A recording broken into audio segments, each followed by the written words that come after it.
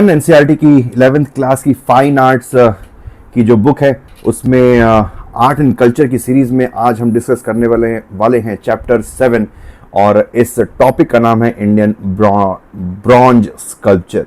ठीक है, तो ब्रॉन्ज बेसिकली जिन लोगों को नहीं पता है कॉपर और टिन का एक एलॉय होता है। तो इस कॉपर और टिन के एलॉय से जो हमारे देश की जो मूर्ति कला जिसको कहते हैं उसका क्या विकास हुआ और अलग अलग समय टाइम पीरियड में कालखंड में किस तरीके से ये जो आर्ट ट्रेडिशन है वो आगे बढ़ा, वो सारी चीज़ें इस लेक्चर में हम डिस्कस करेंगे। तो चलिए शुरुआत करते हैं एनसीईआरटी की 11th class fine arts which is very important for art and culture for UPSC and other state service examination. चलिए, तो सबसे पहले बात आती है लॉस्ट वैक्स टेक्निक की। ठीक है, तो ये लॉस्ट वैक्स टेक्निक होती क्या है? तो मान लीजिए कि जितनी भी ये ब्रॉन्ज की जो मूर्तियां बनाई गई, चाहे शिव की मूर्ति हो, चाहे बुद्ध की मूर्ति हो, चाहे जैनिज्म से रिलेटेड हो, विष्णु की हो या शक्ति की मूर्ति, जितनी भी मूर्तियां हिंदुस्तान में बनाई गई उस टाइम पीरियड में, उसमें इसी लॉस्ट वैक्स टेक्निक जिसको सायर पर्ड्यू कहते हैं, ठीक है, जिसको सायर पर्ड्यू कहा जाता है, इसी मूर्ति कला की टेक्निक का इस्तेमाल किया गया है। ठीक है, अब इसको बनाते कैसे हैं? तो इसको काफ़ी सिंपल तरीके से स्टेप बाय स्टेप इस पिक्चर के माध्यम से मैं आपको समझाने की कोशिश करता हूँ। जैसे मान लीजिए कि आपको ये देवी की मूर्ति बनानी है। ठीक है, आपको ये देवी की मूर्ति बनानी है तो उसके लिए क्या करेंगे, सबसे पहले आप वैक्स का मॉडल बनाएंगे। तो इसी देवी का एक वैक्स का पुतला आप बनाएंगे। फिर उस पुतले को आप एक मिट्टी की लेयर से, गीली मिट्टी की लेयर से आप उसको ढक देंगे और उसमें एक छोटा सा सुराख कर देंगे।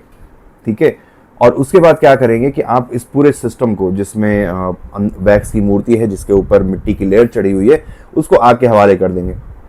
और इससे होगा क्या कि जिस छेद जो आपने छेद किया था, ठीक है, उसी छेद से जो अंदर जो वैक्स की मूर्ति थी वो वैक्स पिघल जाएगा और उस छेद से वो वैक्स बाहर निकल जाएगा, जिसकी वजह से अंदर एक हॉलो कैविटी क्रिएट हो जाएगी और उस हॉलो कैविटी का जो शेप होगा वो इसी मूर्ति के जैसा होगा जैसी मूर्ति हम चाहते हैं। अब क्या करेंगे, अब उस जिस छेद से वो पूरा वैक्स बाहर निकला है, उसी छेद का इस्तेमाल करते हुए हम उसमें एक मोल्टन मेटल, पिघला हुआ मेटल जो है डाल देंगे। ठीक है, वो मोल्टन जो ब्रॉन्ज है, अगर हमें ब्रॉन्ज की बनानी है तो ब्रॉन्ज की जो मोल्टन है ब्रॉन्ज है उसको हम उस छेद में डाल देंगे, जिससे क्या होगा कि वो ब्रॉन्ज उस कैविटी में, जहाँ पे पहले वैक्स हुआ करता था, उस कैविटी में जाकर जमा हो जाएगा और वही आकार ले लेगा। फिर हम उसको ठंडा होने के लिए छोड़ देंगे। जब ठंडा हो जाएगा तो हम टैप करके जो लेयर थी मिट्टी की वो हटा देंगे और जब वो मिट्टी की लेयर हट जाएगी तो हमें इस टाइप की मूर्ति मिल जाएगी। उसके बाद थोड़ी बहुत फिनिशिंग, रबिंग वबिंग करके हमें लास्ट जो हमारा जो फाइनल शेप है वो मिल जाएगा। ठीक है, तो this is the process, this is the lost wax technique which is also called cire perdue process. अब bronze statues from north India में अगर हम देखें तो दो सबसे इंपॉर्टेंट ब्रॉन्ज स्टैचूज हमें सामने आते हैं। एक है डांसिंग गर्ल फ्रॉम मोहनजोदारो और दूसरा है चैरियट एट दायमाबाद। ठीक है, तो दायमाबाद से एक हमें रथ मिला है, वो रथ और ये डांसिंग गर्ल की जो मूर्ति मिली है मोहनजोदारो से, ये दो सबसे इम्पॉर्टेंट मास्टरपीस माने जाते हैं। तो देखा जाए, ये जो डांसिंग गर्ल की जो मूर्ति है ये हमें मोहनजोदारो साइट से मिली है, यानी हड़प्पा की जो मोहनजोदारो साइट है वहाँ से हमें ये डांसिंग गर्ल की मूर्ति मिली है जो कि ब्रॉन्ज की बनी हुई है।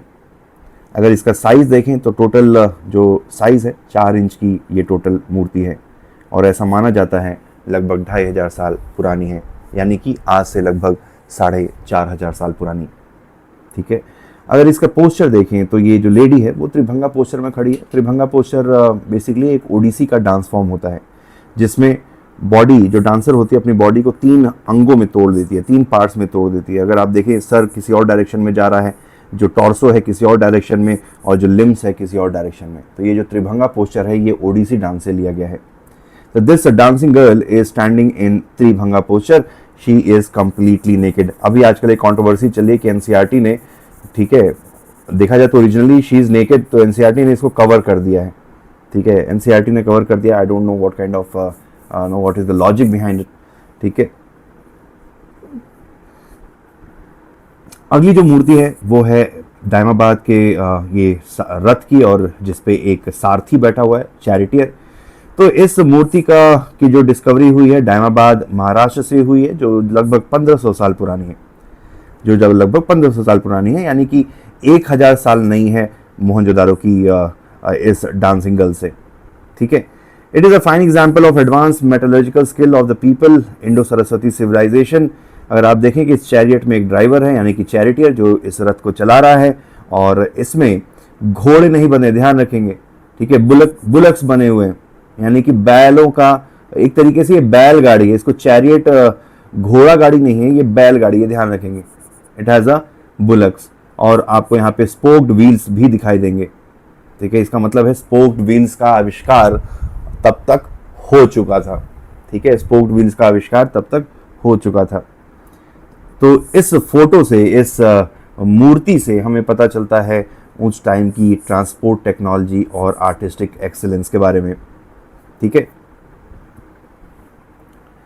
अब बात आती है Gupta and post Gupta bronze sculpture के बारे में। ठीक है, तो अगर हम Gupta and post Gupta bronze sculpture की बात करें तो पहले हम इसको गुप्ता ब्रॉन्ज देखेंगे, फिर पोस्ट गुप्ता में क्या क्या चीज़ें हुई वो देखेंगे। तो देखा जाए तो गुप्ता पीरियड की बहुत सारी बुद्ध की मूर्तियां मिली हैं जो कि ब्रॉन्ज की बनी हुई है। इसमें बुद्ध कई सारी अभय मुद्रा में आपको देखे जा सकते हैं। इन मूर्तियों को जनरली 5th, 6th और 7th सेंचुरी के टाइम पर बनाया गया था। ठीक है, अगर कुषाण की मूर्तियों से, कुषाण एरा की मूर्तियों से अगर हम बुद्ध की मूर्तियों को कंपेयर करें तो गुप्ता पीरियड के जो बुद्ध हैं वो थोड़ा ज़्यादा यंग दिखाई देते हैं, और इनका जो बॉडी स्ट्रक्चर है ज़्यादा प्रोपोर्शनेट दिखाई देता है। ठीक है, यहाँ पर सबसे खास बात यह है कि जो गुप्ता स्टाइल ब्रॉन्ज है, गुप्ता स्टाइल ब्रॉन्ज बोलूँ यानी कि सारनाथ बुद्धा की बात की जा रही है। तो जो सारनाथ के बुद्ध हैं, जिसका सबसे बड़ा एग्जाम्पल है सुल्तानगंज बुद्धा। ठीक है, तो यहाँ पर अगर आप कंपेयर करें, जैसे मान लीजिए कि this is Gupta style of Buddha, this is Gandhara style of Buddha, तो चलो इनको एक बार कंपेयर कर लेते हैं। तो कुषाण स्टाइल के जो बुद्ध हैं वो काफ़ी हैवी और बल्कियर उनका शरीर है, वहीं पर गुप्ता स्टाइल के जो बुद्ध हैं वो ज़्यादा यूथफुल दिखाई देते हैं, और उनका जो शेप है, उनका जो स्ट्रक्चर है वो ज़्यादा प्रोपोर्शनेट दिखाई देता है। ठीक है, वहीं पर जो कुषाण बुद्ध हैं उनकी जो ड्रेपरी है, जो कपड़ा उन्होंने पहन रखा है, काफ़ी ज़्यादा उसमें आपको हैवी फोल्ड्स दिखाई देंगे।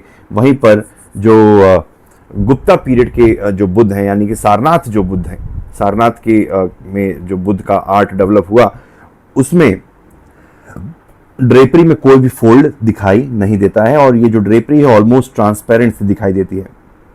ठीक है, ये ज़्यादा ट्रांसपेरेंट दिखाई देती है। वहीं पर आपको जो कुषाण स्टाइल के बुद्ध हैं उस पर आपको हेलेनिस्टिक रियलिज्म का इन्फ्लुएंस दिखाई देता है। हेलेनिस्टिक रियलिज्म यानी ग्रीक आर्ट का इन्फ्लुएंस दिखाई देता है। वहीं पर जो गुप्ता स्टाइल के जो बुद्ध हैं वो इंडिजिनस, इनमें कोई भी फॉरेन इन्फ्लुएंस नहीं देखने को मिलता है। ठीक है, तो आप ये सारे फोटोज देख सकते हैं, ये बुद्ध की ब्रॉन्ज की मूर्तियां हैं। हर ब्रॉन्ज की मूर्ति में बुद्ध को किसी न किसी मुद्रा में दिखाया गया है। इसी मुद्रा में आता है अभय मुद्रा, यानी नॉट टू फियर। ठीक है, तो ये सारे कुछ एग्जाम्पल हैं। सबसे बड़ा जो एग्जाम्पल है गुप्ता पीरियड के बुद्ध का वो है सुल्तानगंज बुद्धा। ठीक है, ये अगर आप सुल्तानगंज बुद्धा की बात करें तो ये सारनाथ स्टाइल का एक एग्जाम्पल है। ठीक है, इसमें अगर आप ड्रेपरी देखें तो काफ़ी फोल्ड, कोई भी फोल्ड देखने को नहीं मिलेगा, और ये ड्रेपरी पूरी तरीके से शरीर से चिपकी हुई है और ट्रांसपेरेंट भी है। अगर आप देखें तो ये बुद्ध काफ़ी ऊंचे हैं, लगभग 7.2 जो है इनकी हाइट है। वेरी वेरी बिग साइज, 7.2 जो है ये फीट होगा, ये मीटर गलत लिख दिया, 7.2 फीट की हाइट के ये बुद्ध है। ठीक है, अब इसी में आता है वकाटका ब्रॉन्ज। तो वकाटका ब्रॉन्ज, जैसा कि आपको पता होगा कि वकाटका जो है, जो रूलर्स थे वो गुप्ता पीरियड में, ठीक है, गुप्ता पीरियड में रूल कर रहे थे। कौन से एरिया में, कौन से एरिया में? ये रूल करते थे डेक्कन एरिया में। ठीक है, अगर आप वकाटकास के बारे में बात करें तो डेक्कन रीजन में, ठीक है, डेक्कन रीजन में रूल करते थे। If I make the map, ठीक है, तो ये वाला अगर जैसे फॉर एग्जांपल यू कैन, जिन लोगों ने नहीं पढ़ा है तो let me give some perspective. तो this was the area where Vakatakas, ठीक है, वकाटकास यूज्ड टू रूल। ये वाले एरिया में गुप्ताज रूल कर रहे थे, ठीक है, गुप्ताज रूल कर रहे थे अराउंड 300 से 550 एडी के टाइम पीरियड में। तो जब गुप्ता नॉर्थ इंडिया में रूल कर रहे थे तो उस टाइम पर डेक्कन रीजन में वकाटकाज राजाओं का शासन हुआ करता था। तो इसी में आती है बात वकाटका ब्रॉन्ज के बारे में, ठीक है। तो वकाटका ब्रॉन्ज की हमें कुछ मूर्तियाँ फोफनार करके एक जगह है, महाराष्ट्र से मिली हैं। तो ये जो मूर्तियाँ मिली हैं वो फोफनार महाराष्ट्र से मिली हैं। इसका जो टाइम पीरियड है वो गुप्ता पीरियड का टाइम पीरियड है, यानी 300 टू 550 एडी। इसमें आपको अमरावती स्कूल ऑफ आर्ट का इन्फ्लुएंस देखने को मिलेगा। तो जो वकाटका आर्ट है वो अमरावती आर्ट से काफ़ी ज़्यादा इंस्पायर्ड है, और नाम से जैसा पता चलता है कि इसको पैट्रोनाइज किया था वकाटका डायनेस्टी ने। और इसमें आपको ब्रॉन्ज की बुद्ध की मूर्तियाँ देखने को मिलेंगी, ठीक है। तो अगर आप इनके फीचर्स की बात करें तो ये कुछ फीचर्स दिए हुए हैं, ये इतना इंपॉर्टेंट नहीं है, इतनी डिटेल में यूपीएससी सवाल नहीं पूछता है। फिर भी अगर किसी आपको जानने का मन हो, अगर ऐसी क्यूरियोसिटी हो तो आप यहाँ पे देख सकते हैं। अब let's compare Amravati style with Vakataka style.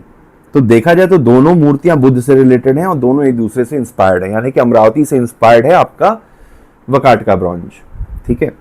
आप देख सकते हैं कि किस तरीके से दोनों के केस में बुद्ध के जो फेस है, बुद्ध के फेस पे आपको स्पिरिचुअल एक्सप्रेशन देखने को मिलेगा। कान काफ़ी बड़े एलोंगेटेड कान देखने को मिलेंगे। जो बाल है वो काफ़ी कर्ली दिखाई देता है, जैसे घोंघे के शेप का, ठीक है, स्नेल के शेप का आपको बुद्ध का बाल देखने को मिलेगा। अगर प्रपोर्शन की बात करें तो काफ़ी ग्रेसफुल और स्लेंडर प्रपोर्शन देखने को मिलता है, और दोनों ही बेसिकली अमरावती स्कूल से ही निकले हुए हैं, ठीक है।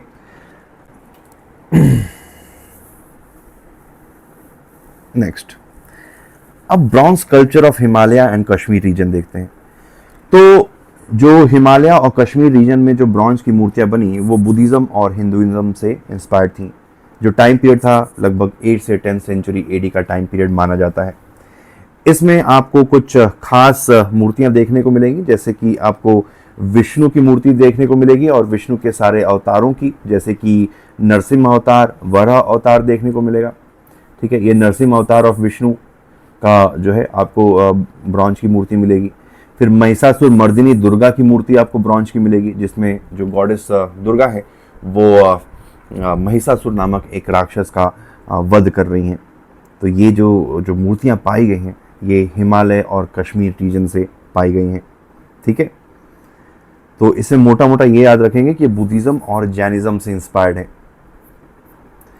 अब बात आती है नालंदा स्कूल ऑफ ब्रॉन्ज की। तो नालंदा स्कूल ऑफ ब्रॉन्ज की शुरुआत होती है 9th सेंचुरी एडी में, पाला पीरियड में, ठीक है। तो 9th सेंचुरी एडी में पाला पीरियड में आपके नालंदा स्कूल ऑफ ब्रॉन्ज की शुरुआत होती है।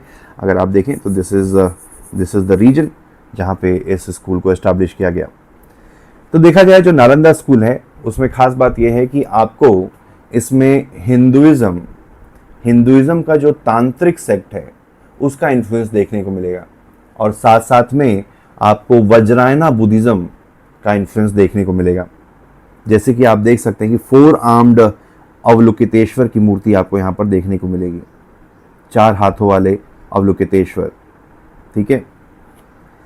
फिर उसके अलावा आप देखें वज्रायना बुद्धिज़्म का इन्फ्लुएंस आपको देखने को मिलेगा, जैसा कि हमने पिछले लेक्चर्स में डिस्कस किया है। जो एंशिएंट हिस्ट्री की जो हमारी सीरीज़ है, ठीक है, जो लोग ये लेक्चर देख रहे हैं मैं उनको बताना चाहूँगा कि जो 11th और 12th क्लास की एंशिएंट हिस्ट्री और मिडावल हिस्ट्री है, ओल्ड एनसीईआरटी, उसका कंप्लीट डिस्कशन सीरीज़ आपको आईएएस सोशल के चैनल पर मिल जाएगा।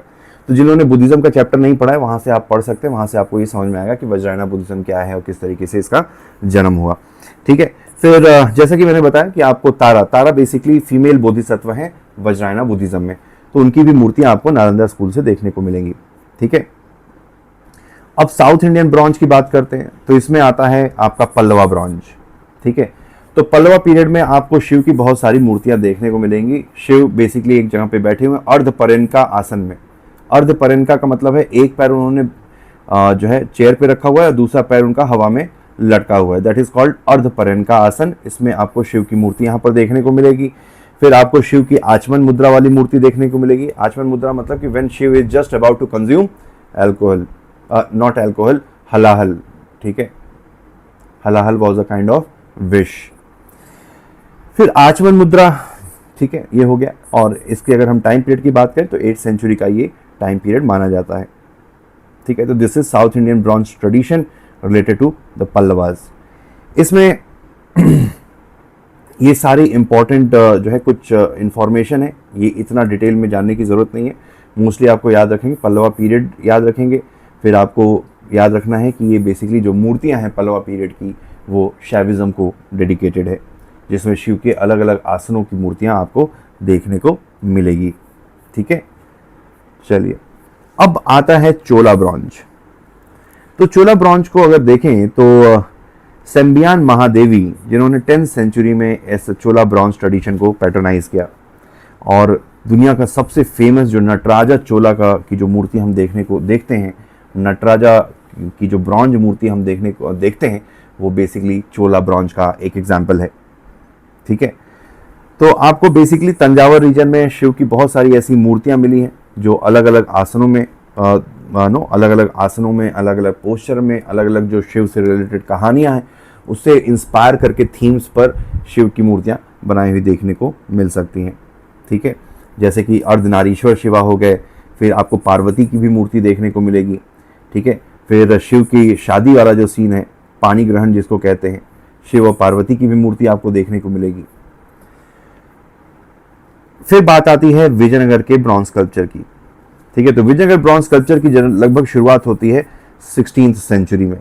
तो 16th सेंचुरी में विजयनगर ब्रॉन्ज स्कल्पचर की शुरुआत होती है, जहां पर इस टाइम पीरियड में बहुत सारे ऐसे जो राजा थे, जो विजयनगर के राजा थे, उनका इस तरीके का क्या बोलते हैं पोर्ट्रेट स्कल्पचर, जिसको बस्ट कहते हैं, पोर्ट्रेट स्कल्पचर आपको देखने को मिलेगा, जो कि विजयनगर के आर्टिस्टों ने अपने राजा के लिए बनवाए थे। उसी सीरीज में एक फेमस मूर्ति पुरातत्व विभाग वालों को मिली है, आर्कियोलॉजिस्ट को मिली है, जिसमें जो सबसे सेलिब्रेटेड रूलर हैं विजयनगर के, कृष्णदेवराय, अपनी दोनों वाइफ के साथ, दोनों बीवियों के साथ, ठीक है, चिन्ना देवी और तिरुमालंबा, इनके साथ आपको नमस्कार मुद्रा में खड़े हुए देखे जा सकते हैं। ठीक है, तो ये है विजयनगर का मुराल का एग्जाम्पल। अब बात आती है चोला नटराज के बारे में। तो चोला नटराज की अगर आप मूर्ति देखें तो ये मूर्ति जो है, इसके बहुत सारे सिंबॉलिक मीनिंग है। पहली बात तो ये है कि जो शिव का जो पोस्चर है, जो स्टैंस है, जिस तरीके से शिव खड़े हैं, उसका नाम है भुजंग तस्त्रिका आसन। ठीक है, भुजंग त्रस्तिका आसन, जिसमें अपने बाएं पैर से, अपने लेफ्ट पैर से शिव, ठीक है, अपने लेफ्ट पैर से शिव जो डिवोटी है, ठीक है, जो डिवोटी है यानी कि जो उपासक है, जो शिव की पूजा करता है, जो शिव का भक्त है, उसके मन से जो क्या बोलते हैं, जो अंधकार है उसको दूर कर रहे हैं, पैर से मारकर अंधकार को हटा रहे हैं, इग्नोरेंस को हटा रहे हैं। उन्होंने अपने दूसरे पैर से जो डीमन है, डीमन ऑफ इग्नोरेंस, अपस्मारा, उसको दबा रखा है, अपस्मारा को दबा रखा है। फिर शिव के अगर हाथ देखें तो शिव के चारों हाथों में 4 अलग अलग चीज़ें हैं, जैसे कि डमरू, जो कि कॉस्मिक ऑर्डर को, क्रिएशन और डिस्ट्रक्शन के कॉस्मिक जो साइकिल है उसको रिप्रेजेंट करता है। उनके एक हाथ में आपको ज्वाला देखने को मिलेगी, एक हाथ से वो आशीर्वाद भी देख रहे हैं, अभय मुद्रा। ठीक है, तो एक हाथ में उनके डमरू है, जो क्रिएशन का एक तरीके से इंस्ट्रूमेंट माना जाता है, क्रिएशन एंड डिस्ट्रक्शन, ठीक है, इन्फिनिटी का साइन बनता है। दूसरे हाथ में उनके ज्वाला है, which is the flame of destruction. एक हाथ उनका अभय हस्त है, अभय हस्त यानी कि वो अपने डिवोटीज, अपने भक्त को बोल रहे हैं कि भाई डू नॉट फियर। ठीक है, और दूसरा है डोल हस्त। ठीक है, डमरू साउंड ऑफ क्रिएशन, यानी कि डमरू जो है it is a sound of creation, ऐसा माना जाता है। फ्लेम जो है that is the flame of destruction. फिर शिव के आसपास अगर आप देखें, ये आभा मंडल है, प्रभा मंडल, ठीक है, जिसमें चारों तरफ आग जल रही है, दिस इज ज्वालामाला, एंड शिव के आसपास ये ज्वालामाला जल रही है और शिव उसी ज्वालामाला के बीच में अपना तांडव नृत्य कर रहे हैं। तो ये शिव का नटराजा मूर्ति है, जो कि चोला ब्रॉन्ज का एक जीता जाता एग्जाम्पल है। तो ये कुछ इंपॉर्टेंट चीज़ें हैं जो आपको ब्रॉन्ज स्कल्पचर से याद रख सकते हैं। कभी मेंस में सवाल आ सकता है, या हो सकता है कि प्रीलिम्स में कोई सवाल आए, तो ये सारी चीज़ें याद रखेंगे। तो दिस वाज इट। एंड अगर आपको ये लेक्चर पसंद आए तो do subscribe to this channel और शेयर करिए अपने दोस्तों के साथ, ताकि ये ज़्यादा से ज़्यादा लोगों तक पहुँचे। आप देख रहे थे आई सोशल का channel. My name is Shubham and next lecture में हम मिलेंगे इंडो इस्लामिक आर्किटेक्चर। तो ये लास्ट चैप्टर होगा 11th क्लास की फाइन आर्ट्स की बुक का, काफ़ी इंटरेस्टिंग और इम्पॉर्टेंट होने वाला है, तो बने रहिएगा। See you in the next lecture. Thank you.